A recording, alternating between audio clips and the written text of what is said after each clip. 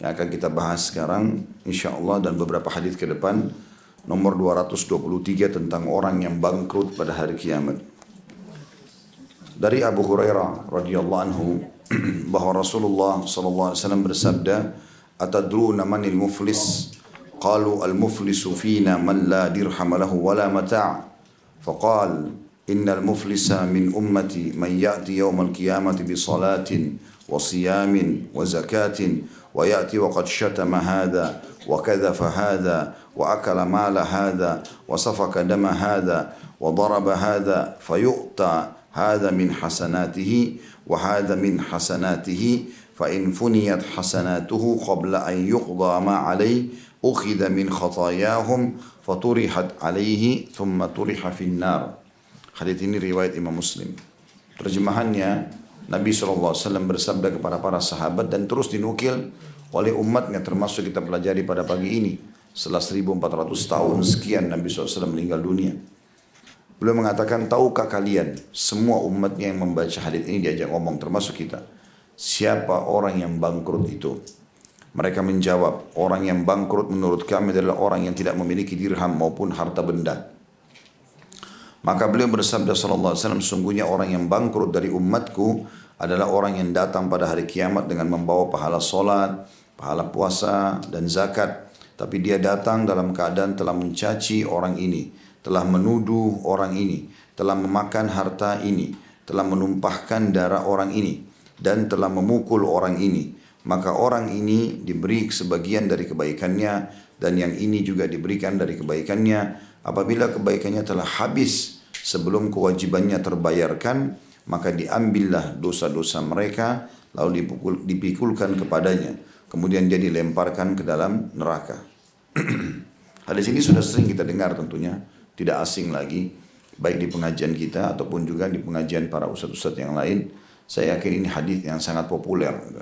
Tapi karena ini lewat dalam bab kita coba bedah beberapa manfaat yang bisa kita ambil.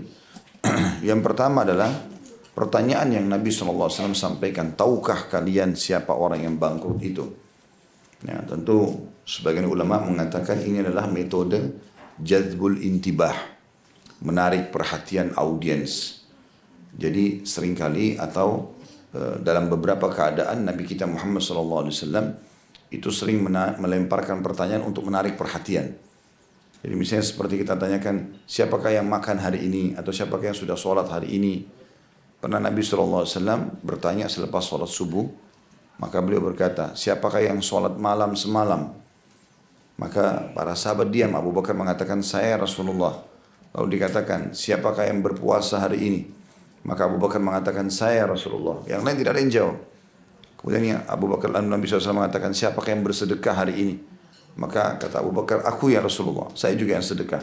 Kebetulan dia dari rumahnya ke masjid, ada orang miskin lewat sama-sama mau sholat subuh. Dia lihat orang miskin tanpa minta langsung dikasih. Lalu kata Nabi SAW, tidaklah hal-hal tadi itu bergabung pada diri seorang hamba, kecuali dijamin baginya surga. Jadi pertanyaan ini dilemparkan untuk memberikan perhatian, untuk menarik perhatian orang. Tentu ini kita bisa menggunakan dalam metode pendidikan anak, bermuamalah dengan orang, gitu kan. Tapi bertanya punya adab-adab. Yang pertama, kalau ingin bertanya, dipastikan ada hubungannya sama kita dulu. Ada hubungannya dengan kita atau kepentingan kita. Itu penting. Jadi misalnya menanyakan tentang rumah orang, pakaian orang, segala macam, ada hubungannya, ada sesuatu nggak yang kita butuhkan dari situ. Kalau enggak usah bertanya. Karena Nabi SAW mengatakan dalam hadis Bukhari Muslim, man kana yu'minu billahi wal yawmil akhir falyakul khairan aw liyasmut. Siapa yang mengaku beriman kepada Allah dan hari akhir, maka dia hanya mengucapkan yang baik atau dia diam. Adab yang kedua adalah pertanyaan itu sifatnya mubah, bukan sesuatu yang haram. Ya, dia tanya sesuatu yang mubah. Jadi sesuatu yang boleh saja, menanyakan kabar, menanyakan tentang apa alamat, tentang ilmu pengetahuan, tentang harus yang mubah. Dan tidak boleh membuka pintu pertanyaan yang berbau haram. Gitu ya. Kemudian yang ketiga, tidak panjang dalam bertanya. Ya, sesuai dengan kebutuhan saja. Begitu juga dengan pada saat kita menjawabnya. Kalau kita ditanya, cukup jawab sesuai pertanyaan. Mau kemana? Mau ke pengajian. Cukup. Ya. Tidak usah orang tanya mau kemana, mau ke pengajian, lewat jalan ini, naik mobil ini, dan seterusnya. Janjian sama fulan dan fulan. Kalau ditanya lagi yang kedua kali, pengajian di mana? Jawab, pengajian misalnya di Martimbang. Cukup sebatas itu. Ya. Jadi tidak perlu kita panjang lebar, karena ada orang tadinya dia benar, jadi salah karena terlalu panjang jawabannya. Ya.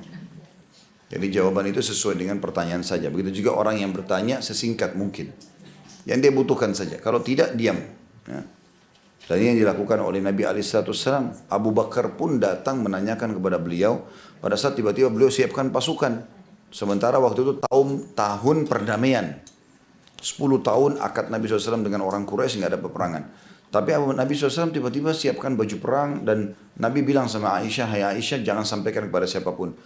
Jadi tidak ada pengecualian di sini, termasuk ayahnya. Abu Bakar masuk ke rumahnya anaknya Aisyah, lihat Aisyah lagi siapin baju perang segala macam. Ini tanda-tanda Nabi mau berperang. Lalu Abu Bakar tanya, apakah Nabi akan berperang? Aisyah cuma menjawab, iya. Padahal itu ayahnya. Nggak panjang lebar dijawab. Nanti ayahnya tanya lagi, mau perangi siapa? Aisyah diam. Karena Nabi SAW suruh rahasiakan. Walaupun kepada ayahnya sendiri. Lalu Abu Bakar mengatakan, apakah Nabi ingin memerangi Ghatafan? Ada suku namanya Ghatafan. Aisyah diam. Apakah Nabi akan memerangi Romawi? Suku ini, suku itu. Terus saja disebutkan, Aisyah tetap diam. Sampai Nabi SAW masuk ke dalam rumah, Abu Bakar tanya, ya Rasulullah, apakah anda mau berperang? Nabi jawab, iya. Nggak dijelasin apa-apa dulu. Dia tanya, apakah anda akan memerangi Romawi? Tidak, kata Nabi. Jadi nggak panjang lebar jawabannya. Padahal Abu Bakar butuh sekarang informasi ini, gitu kan? Maka Abu Bakar bertanya, apakah anda akan memerangi suku ini? Nabi bilang tidak. Terus saja Abu Bakar sebutkan suku-suku sampai terakhir. Abu Bakar mengatakan, apakah anda akan memerangi Quraisy? Kata Nabi SAW, iya. Lalu dia mengatakan, bukankah ya Rasulullah kita punya akad perdamaian dengannya 10 tahun dengan mereka? Kata Nabi SAW, mereka telah berkhianat. Ya. Maka peperangan wajar terjadi karena mereka berkhianat akan akad perdamaian tersebut. Tapi kita ambil saksi bahasan bagaimana Nabi SAW menjawab sesuai dengan yang ditanyakan saja. Gitu kan. Begitu juga kita bertanya sesuai dengan apa yang kita butuhkan saja. Selebihnya nggak usah. Ya, karena banyak bertanya ini belum tentu membuat juga orang yang ditanya nyaman. Gitu kan. Jadi ada orang kadang-kadang datang bertanya, saya berapa kali masuk di satu musola atau masjid dekat rumah, ada orang datang bertanya panjang sekali. Dan menurut saya pertanyaan nggak perlu gitu. Ya. Tapi dia terus bertanya gitu. Banyak hal yang ditanya, bukan pertanyaan agama juga. Kadang-kadang menyentuh kepada pertanyaan pribadi yang mungkin belum tentu saya suka untuk ditanya gitu kan. Begitu juga dengan orang. Maka kita tanya sesuai yang perlu saja. Jadi nggak usah tanya, sekarang masih berumah tangga atau sudah janda? Untuk apa? Mungkin dia tersinggung. Mungkin. Ya. Sudah punya anak atau belum? Mungkin dia tidak punya anak, mungkin dia mandul. Mungkin dia tersinggung dengan itu. Gitu kan? Dari mana saja, mungkin dia memang dari satu tempat tidak mau ditahu. Ya. Seperti contoh misalnya. Maka kalau kita mau tanya, penting tanya dulu. Kita perlu nggak pertanyaan ini? Untuk apa kita tahu dia mau dari mana? Kan tidak perlu. Misal contoh. Maka ini semua masuk dalam adab-adab bertanya. Termasuk bolehnya bertanya dalam pengajaran. Ya. Misalnya orang tua pada anak, guru pada murid. Nah, seperti Nabi SAW melakukan di sini. Sebenarnya Nabi bisa saya sampaikan, orang yang bangkrut hari kiamat adalah orang yang datang telah membawa pahala sekian banyak, lalu ribut sama orang, gak sempat minta maaf, maka dia masuk neraka. Kan selesai. Tapi Nabi gak lakukan seperti itu. Nabi bertanya dulu. Dan diberikan kesempatan sahabat memberikan jawaban. Makanya sahabat lalu memberikan jawaban. Begitu juga di sini yang keempat ya, berarti. Ya, fokus pertanyaan dengan menggunakan kata-kata yang langsung memberikan jawaban tepat. Kan Nabi di sini tanya kalimat yang berat ini, bangkrut. Orang semua fahamnya bangkrut itu berarti kehabisan semua hartanya kan gitu. Makanya para sahabat menjawab itu. Jadi kita lemparkan pertanyaan ya, yang nanti mendatangkan jawaban tepat. Jadi misalnya memang langsung itu the point. Gak usah terlalu panjang-panjang lebar ke sana sini. Ya, sebenarnya dia cuma mau tanya bendera ini, tapi dia tanya mutar pagar sana, pohon ini sampai nanti sini juga terakhirnya. Saya berapa kali hadapi orang begitu di pengajian, pertanyaannya panjang, kadang-kadang dikasih 3 lembar, ya, kayak sebuah penelitian ilmiah gitu. Terakhir ujungnya ditanya, Ustadz boleh atau enggak? Kan cuma itu saja. Itu saja. Padahal sebenarnya dari panjang lebar dari itu masalah dia cerita, dia bangun tidur, dia begini-begini, ternyata telat sholat subuh. Boleh nggak tetap sholat? Kan gitu. Kan To the point saja. Saya tadi pagi telat bangun, subuh, sudah terbit matahari. Boleh nggak saya sholat subuh? Kan selesai. Enggak, ini 3 lembar dulu bertanya. Di WA panjang lebar pertanyaan gitu kan. Jadi ini akhirnya membuat orang juga yang ditanya jenuh. Juga akhirnya bisa saja karena terlalu panjang akhirnya kita melebar kemana-mana. Padahal yang kita butuhkan hanya 1 poin saja. Seperti itulah. Itu yang menyebabkan juga di sini jawaban para sahabat. Mereka adalah orang yang bangkrut menurut kami adalah orang yang tidak memiliki dirham maupun di harta benda. Jadi dia mengatakan menurut kami maksudnya bukan wahyu. Para sahabat mengatakan menurut kami berarti bukan wahyu. Karena wahyu akan disampaikan oleh baginda Nabi SAW. Itu pelajaran pertamanya. Pelajaran yang kedua adalah bagaimana Nabi SAW menjelaskan orang yang sedang Nabi maksudkan bangkrut ini bukan orang lain. Tapi umat beliau. Makanya beliau mengatakan orang yang bangkrut dari umatku. Nah sementara umat Muhammad SAW dijamin masuk surga. Selama kita tidak murtad dari Islam, walaupun banyak dosanya, maka dia masuk neraka, dia akan masuk ke surga. Tidak ada seorang muslim pun kecuali masuk surga. Ya. Tentu dalam keadaan dia tidak membatalkan keislamannya. Kalau dia murtad, dia pura-pura masuk Islam munafik misalnya, itu lain. Kita bicara orang muslim nomornya. Normalnya dia muslim tapi dia banyak dosa. Tetap masuk surga. Maka Nabi SAW memastikan. Kalau kalian mau masuk surga, seakan-akan Nabi bilang begitu. Maka hati-hati dari orang-orang yang seperti ini karena mereka dari umatku. Barulah Nabi SAW jelaskan di sini beberapa pelanggaran yang biasa terjadi. Dan ini semuanya berhubungan dengan antara hubungan kita sama makhluk. Ya, tidak ada hubungannya sama Allah Subhanahu Wa Taala. Maksudnya bukan ibadah langsung kan, kalau sholat itu kan berarti hubungan sama Allah langsung kan. Kita nggak sholat maka nggak ada hubungannya sama orang. Tapi hubungan sama Allah Subhanahu Wa Taala gitu kan. Tapi kalau kayak mencuri kan ada hubungannya sama orang. Memang dosa. Allah juga murka gitu kan. Kita tinggal taubat kepada Allah bisa, tapi harus mengembalikan haknya dia. Maka di sini semua yang disebutkan adalah contoh perbuatan yang berhubungan sama Allah. Orang yang bangkrut dari umatku yang datang pada hari kiamat membawa pahala sholat hubungan sama Allah, puasa hubungan sama Allah, gitu kan. Zakat berhubungan sama Allah, walaupun nanti hasilnya dikasihkan manusia, tapi zakat itu perintah Allah murni, gitu kan. Semua ini ternyata tidak cukup, ya, tidak cukup orang menjaga hubungannya dengan Allah yang biasa dikatakan hablum minallah, ya, hubungan sama Allah, tapi harus ada hablum minan nas, hubungan dengan manusia ini, bagaimana bermuamalah dan berinteraksi sama manusia. Karena setelah itu Nabi bilang, dia akan datang dalam keadaan telah mencaci maki orang yang ini. Dan cacian kita sudah tahu semua bentuk perkataan, tatapan, ya tunjukan-tunjukan tangan yang menyakitkan itu masuk dalam cacian semuanya. Ya, tidak boleh sama sekali walaupun kita merasa punya kuasa terhadap orang itu. Ya, misalnya kepada pembantu, misalnya kepada supir, misalnya kepada pegawai, tetap nggak boleh. Ya, kita selalu bermuamalah yang baik. Nabi SAW seorang nabi dan raja, tapi selalu bersantun sama orang. Sampai hampir semua sahabat beliau mengira orang yang paling Nabi cintai. Karena sangat akrabnya Nabi. Senyum, ramah, ketemu dengan baik dan seterusnya. Dan Nabi tidak pernah bermuka masam. Bahkan beliau memastikan orang bermuka ceria, ketemu selalu ramah dengan orang. Itu bagian daripada mensyukuri nikmat. Dalam sebuah hadis yang lain, Nabi SAW ketemu dengan para sahabat keluar dari rumah dalam kondisi ceria, gembira gitu. Terus kemudian para sahabat mengatakan kami mengira Nabi baru saja gembira karena baru saja ketemu dengan keluarganya. Mungkin habis biologis, habis kumpul segala macam.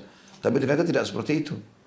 Jadi Nabi SAW ceria bukan cuma karena itu. Jadi semua memang Nabi jadikan dalam hidupnya beliau selalu kelihatan ceria gitu. Maka para sahabat mengatakan ya Rasulullah Anda terlihat ceria sekali. Kata Nabi SAW iya Alhamdulillah. Dan ketahuilah menampakkan keceriaan bagian daripada mensyukuri nikmat gitu kan. Dalam Islam maka kita ceria, gembira, bukan malah mencaci maki orang, mencibir, memarahi dan segala macam. Ini masuk semua dalam isyarat ya, baik itu isyarat tangan, ya, mata yang tajam, bibir yang mencibir dan seterusnya. Juga masuk dalamnya tentu kata-kata yang tidak nyaman. Juga termasuk pelanggaran yang disebutkan adalah ini berhubungan sama manusia telah menuduh orang ini. Ada putut nomor 231 itu. Misalnya menuduh orang berzina dan lain-lain. Tuduhan semua. Tuduhan. Baik Ustaz, orang ini memang melakukan satu perbuatan. Kalau kita sudah tahu pasti memang dia melakukan sebuah pelanggaran atau kriminal, dan kita tahu ini akan berbahaya kalau kita tidak sampaikan apa yang sedang dia lakukan, maka kita menyampaikan kepada orang-orang yang berwenang atau orang-orang yang punya jabatan, misalnya kepolisian, kita laporkan orang ini mau mencuri. Misalnya, itu tidak masuk dalam tuduhan yang dilarang. Tapi tuduhan ini iseng, tidak tahu apa-apa. Bahkan ada orang di zaman kita sekarang tidak kenal orang itu, hanya kenal di medsos langsung main nuduh-nuduh. Mungkin hanya karena gosip yang disebarin tentang dia lalu ikut-ikutan ini. Ya. Ini hati-hati, tidak usah ikut-ikutan dengan alam orang itu. Saya selalu kalau di rumah istri saya sudah mulai bicara, saya langsung cut. Udah nggak usah bicara orang gibah, bicara yang lain. Bicara masakan kah, bicara anak, bicara apalah rumah, tidak usah bicara si fulan dan si fulan. Karena banyak orang pikir karena dia suami istri berarti nggak apa-apa. Nggak boleh, tetap gibah. Nah, kan saya kan cuma bicara sama suami saya Ustaz tentang tetangga. Ya gibah, tetap dosa. Untuk apa bicara dengan tetangga? Saya kan cuma bicara tentang teman kantor saya pada istri. Ya gibah. Karena gibah itu sesuatu yang ada pada orang. Kekurangan yang ada pada orang. Tidak boleh kita ceritain. Jadi nggak usah. Lalu bicara apa ya? Bicara masalah cinta lah, kasih sayang lah, apalah. Uang, keluar, rekreasi sama keluarga. Bicara yang lain. Pokoknya sudah mulai masuk ke zona orang lain jangan. Karena ini repot, kita harus minta maaf di dunia sebagai bentuk pembersihan, itu pun kalau dia maafkan. Ya. Atau kalau tidak ketemu di akhirat dan akhirnya jadi orang bangkrut. Sebagian ulama mengatakan orang-orang ini yang datang, karena kan dirincikan pelanggaran-pelanggarannya kan mencelah, tadi sudah kita jelaskan, kemudian menuduh, bisa saja satu dosa ini, misalnya mencelah saja, sudah cukup menghabiskan semua pahala dia. Apalagi kalau berkumpul padanya semua keburukan-keburukan ini. Dan subhanallah sebagian ulama mengatakan keburukan-keburukan yang Nabi SAW sampaikan ini memang seperti bersaudara. Jadi kalau dia biasa celah orang, pasti dia akan masuk ketuduhan kepada orang. Gitu kan? Begitu juga dengan memakan harta ini. Ini juga sama saudaranya. Lama-lama dia akan ambil hartanya orang lain.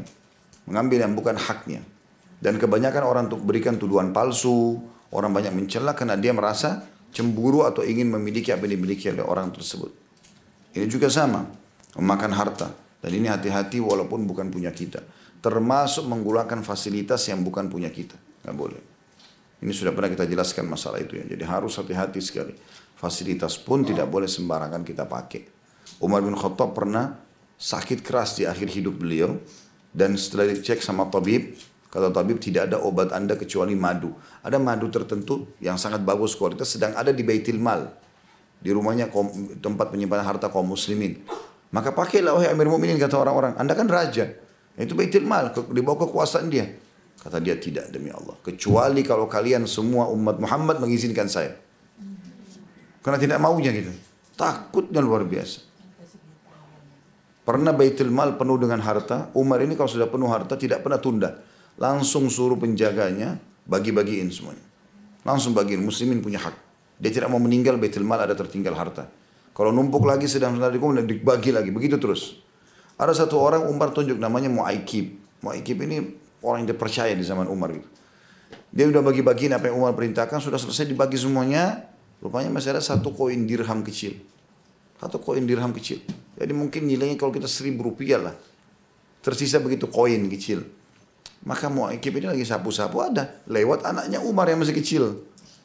Mu'aikib pikir anaknya Umar bagian daripada umat. Dilemparin sama dia. Ambil ini.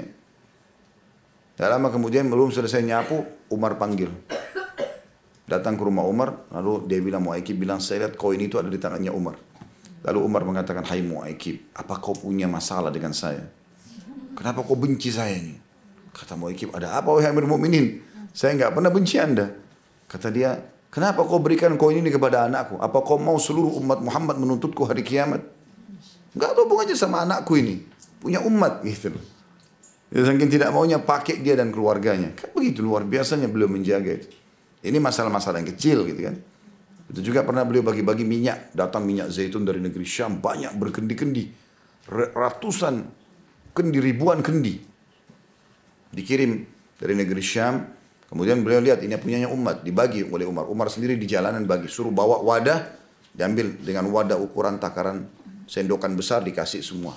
Setiap orang dikasih. Sampai habis. Udah habis semuanya. Gitu kan. Maka tersisa kan dia pakai kendi dari tanah. Zaman dulu orang tidak ada botol.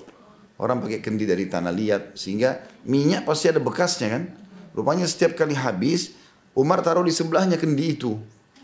Ada anaknya Umar kecil di situ. Anak kecil ini Umar nggak tahu gitu. Jadi setiap selesai ayahnya taruh di situ, ada sisa kendi, dimasukin tangannya ke dalam kendi, digosok rambutnya. Karena banyaknya kendi itu sampai akhirnya rambutnya anaknya Umar ini semuanya basah. Kayak pakai minyak rambut gitu.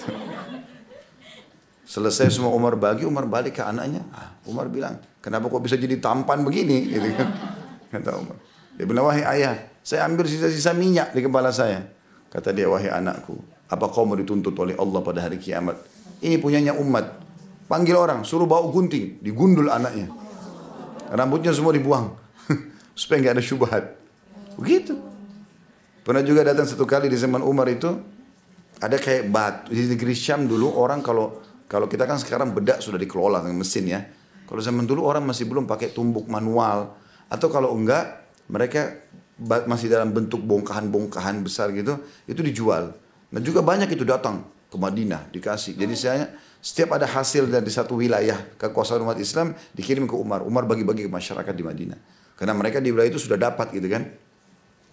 Datanglah ini, banyak sekali. Lalu dia bilang sama istrinya, apa kau mau dapat pahala? Kata istrinya, iya.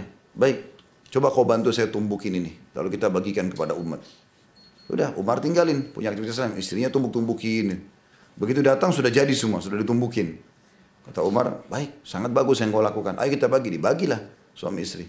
Pas selesai semua sudah dibagi, rumahnya pun tidak dikasih sama dia. Sudah dibagi semuanya, sudah selesai. Terus Umar keluar pergi sholat. Balik sholat, istrinya ya tiba sudah mandi segala macam, datang ke Umar, baunya masih bau minyak wangi tadi. Kata Umar, kenapa saya cium ada bau wangi ini yang tidak biasa di rumah? Ada parfum mungkin yang lain, tapi ini kok baunya kayak tadi nih. Kata dia, tadi waktu habis kita tumbuk-tumbuk dan kita bagikan, kan banyak serbuknya di tangan. Daripada saya cuci air, gosok di badan saya. Kata istrinya. Kata Umar, tidak demi Allah. Sini saya bantu kau bersihkan. Jadi Umar bersihin sama istrinya badannya. Digosok-gosokin semua sampai hilang. Umar masih cium, diambil tanah, digosok tanah. Jangan ada bau ini. Seperti itulah mereka hati-hatinya. Gitu. Tapi banyak orang tidak peduli dengan masalah begini. Main pakai fasilitas sembarangan. Ya. Masuk parkiran, kalau ditulis parkiran khusus jangan terobos itu. Masuk bukan hak kita. Ya. Pura-pura tidak tahu, parkir saja deh, nanti gampang kalau dipanggil. Nggak boleh, bukan hak kita itu. Ya.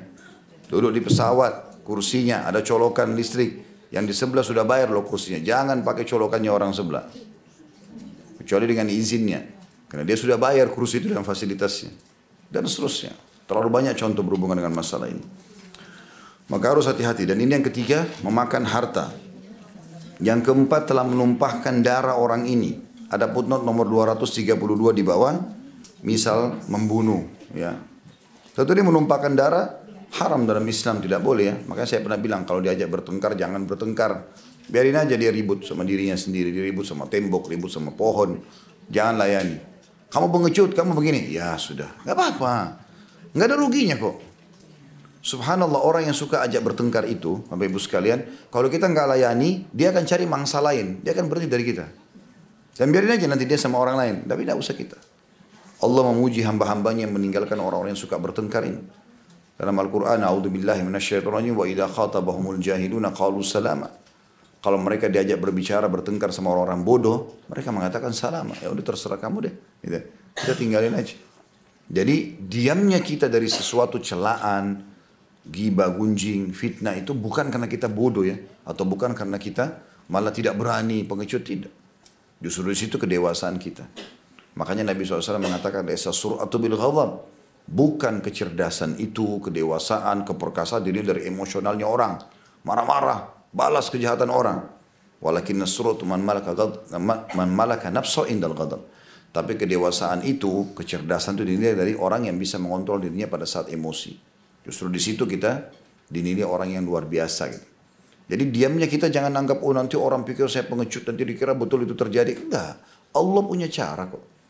Tidak ada sesuatu pun di muka bumi ini teman-teman yang luput dari penglihatan Allah, pengawasan Allah. Allah mengatakan dalam awal surah An-Nisa, Inna Allah kana alikum raqiba. Allah terus mengawasi kalian. Bahkan dalam awal surah Al-Mujadilah, Allah gambarkan bagaimana Allah mendengar keluhan seorang istri yang mengeluhkan tentang suaminya. Allah mengatakan, laqad sami Allah. Allah telah mendengar langsung. Jadi apapun yang kita bicara, bisik-bisik pun sama pasangan, bisik-bisik sama teman kita mau berbuat kejahatan atau sama diri kita sendiri. Ya'lamu kha'inatal a'yun wa ma tukhfis sudur dalam ayat lain. Allah tahu pengkhianatannya mata dan apa yang disembunyikan dalam lubuk hati. Gak ada yang luput. Kita bisa lihat di sini tapi tujuan kita di sana misalnya, Allah tahu itu. Walaupun orang lain tertipu. Tapi sama Allah tidak mungkin. Jadi jangan bodoh ini menganggap dirinya gak diawasin, gak diketahui. Dan tidak ada sesuatu yang luput dari hukuman Allah kalau Allah ingin menghukumnya. Maka lebih baik kita cari rahmatnya Allah. Untuk apa cari masalah? Jadi nggak usah merasa, oh kalau saya tidak balas nanti akhirnya orang ini menganggap remeh saya dan seterusnya. Tidak. Justru situ kedewasaan kita. Menumpahkan darah ini masuk semua dalam poin apapun ya, termasuk membunuh. Ya. Dan membunuh ini bisa dengan apapun termasuk penyebab pembunuhan tersebut. Walaupun Bapak Ibu hanya memberikan isyarat, ada orang mau bunuh orang lain, oh itu alamatnya tuh, sana. Tunjukin alamat saja, kita sudah terlibat dalam pembunuhan itu. Ya. Nggak boleh tunjukin alamat, nggak boleh dukung. Kebetulan kita jengkel sama orang tua, oh iya bunuh aja tuh, memang penjahat dan seterusnya, nggak bisa. Ya, nggak boleh. Bukan itu bukan ranah kita pribadi. Itu urusan pemerintah, bukan urusan kita. Nggak usah terlalu jauh. Jangan terlalu luas melebarkan sayap kita pada wilayah yang bukan wilayah kita. Allah kasih kita rumah ini ya rumah inilah, bukan di sana tempat kita. Jadi nggak usah sengaja manjak tembok mau lihat tetangganya pakai baju apa, ya. Bagi kerjain apa dan seterusnya, ya. Kemudian juga yang selanjutnya adalah ini tentu rentetannya kalau orang biasa mencaci, dia akan menuduh, lama-lama memakan harta orang itu, lama-lama menumpahkan darahnya dan telah memukul orang yang ini. Ini kadar minimal daripada menumpahkan darah, memukul. Dan memukul ini tentu tidak boleh kecuali yang Allah izinkan. Orang tua pun pada anak itu hanya dibolehkan pukulan yang tidak berbekas. Yang kata Nabi SAW, perintahkan anak kalian sholat di umur 7 tahun. Pukul mereka di umur 10 tahun, pukulan yang tidak berbekas. Gak boleh nampar wajah, gak boleh jambak rambut, gak boleh lukai fisiknya. Karena itu titipannya Allah. Kita gak ada andil kita di satu helai rambutnya dia pun. Dia lahir, kita punya status orang tua. Tapi cuma sekedar status. Mau anak itu diapakan oleh Allah SWT itu haknya sang pencipta. Apakah Allah renggut nyawanya sebelum kita? Apakah kita lebih dulu meninggal? Atau apa saja? Atau Allah ciptakan sempurna? Allah ciptakan misalnya cacat. Itu semua kausalitasnya Allah. Allah SWT Maha Kuasa. Jadi kita cuma coba menjalankan tugas kita kepada anak yang sedang Allah amanahkan. Sebatas itu saja. Selebihnya sudah tidak ada lagi. Kemudian juga orang ini diberikan sebagian, maka yang terjadi adalah, ini potongan ketiga dari hadis ya. Kalau potongan pertama tadi tentang masalah bagaimana pertanyaan-pertanyaan dan adabnya, kemudian potongan kedua adalah jawaban Nabi SAW tentang akan terjadi pada umatnya yang merusak hubungan dengan manusia. Jadi hubungan sama Allah kita taubat nasuha Allah kabulkan. Tapi dengan manusia tidak akan mungkin sampai memang pemiliknya ridho. Nah. Ada orang subhanallah dari bangun tidur memang sengaja cari musuh. Gitu kan. Terus nyari informasi apa lagi nih. Tentang siapa lagi. Siapa yang mau digosipin nih. Nah, ketemu sama orang dilihat dari kepala sampai kaki. Apa yang aibnya. Jadi kalau ada titik kecil di bajunya jilbabnya orang itu yang dibahas. Padahal ini semuanya tidak ada masalah yang lainnya. Gitu kan. Terus saja mencari. Dan ini bahaya penyakit. Kalau dia sudah buka pintu ini dia akan terus melakukan itu. Dan susah untuk dia tinggalkan. Yang jadi masalah ini pintu dosa ini kalau kita buka. Untuk berhenti dan keluar itu butuh waktu dan perjuangan. Makanya dari awal jangan buka seperti itulah. Karena kalau sudah terjerumus kita keluarnya pun susah. Walaupun kita coba bertaubat, masih ada kenangannya, masih ada ini, masih ada itu, masih ada bisikan syaitan. Tapi kalau kita tidak pernah melakukannya, syaitan hanya bisikin, tapi kita tidak punya pengalaman di situ, maka tidak ada pengaruhnya. Pengaruhnya kecil sekali. Tapi kalau kita sudah pernah melakukan, maka akan lebih besar pengaruhnya gitu. Kemudian yang ketiga potongannya adalah maka balasan dari Allah Subhanahu wa taala di sini. Ya. Kalau kita melanggar atau mengambil haknya orang lain untuk menyakiti orang lain, maka balasannya adalah pahala-pahala.